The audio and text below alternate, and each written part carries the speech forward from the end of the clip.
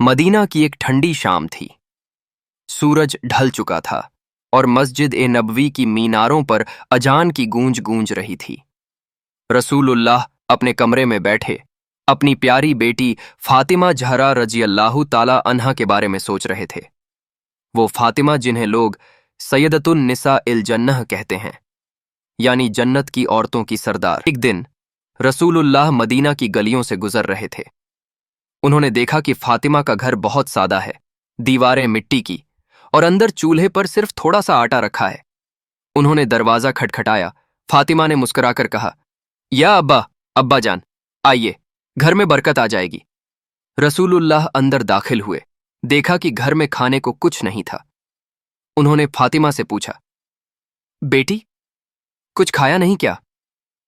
फातिमा की आंखों में हल्का सा पानी आ गया, लेकिन चेहरे पर सब्र का नूर था।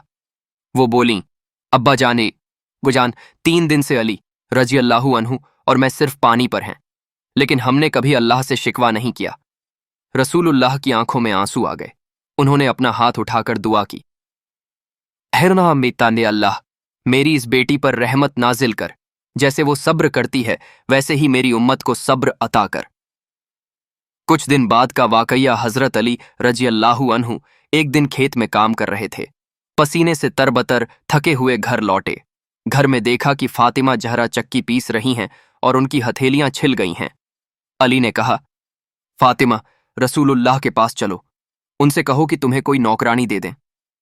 फातिमा पहले तो चुप रहीं, फिर बोलीं, अली, मैं अपने अब्बा से कभी दुनिया की चीज नहीं मांग सकती। लेकिन अली ने जोर दिया। वो दोनों रात में रसूलुल्लाह के पास पहुंचे। रसूलुल्लाह अपने बिस्तर पर लेटे हुए थे। उन्होंने कहा, आओ मेरे बच्चों, क्या बात है? अली ने सारी बात बताई। रसूलुल्लाह ने मुस्कुराते हुए फरमाया, फातिमा, क्या मैं तुम्हें एक ऐसी चीज बताऊं जो नौकरानी से बेहतर है? फातिमा ने सिर झुका दिया। अब्बा जान, वो क्या है? रसूलुल्लाह ने फरमाया, जब तुम सोने लगो तो 33 बार सुबहान अल्लाह, 33 बार अल्हम्दुलिल्लाह और 24 बार अल्लाहु अकबर पढ़ो। यह तुम्हारे लिए नौकर से बेहतर मददगार होगा। फातिमा ने सिर झुकाकर कहा, अब्बा जान, मुझे अल्लाह और उसके रसूल पर पूरा यकीन है। वो रात जब सब सो गए, फातिमा ने वही तस्बीह पढ़ी, 33 बार सुबहान अल्लाह, 33 बार अल्हम्दुलिल्लाह, 24 बार अल्लाहु अकबर। और जब उन्होंने आंखें बंद कीं तो ऐसा लगा जैसे पूरे घर में नूर फैल गया हो। अगले ही दिन जब उन्होंने चक्की पीसी, उनके हाथों में दर्द नहीं था, दिल में अजीब सा सुकून था। वो मुस्कुराईं और बोलीं, वाकई मेरे अब्बा जान ने सच्चा तोहफा दिया है, सब्र और जिक्र का तोहफा।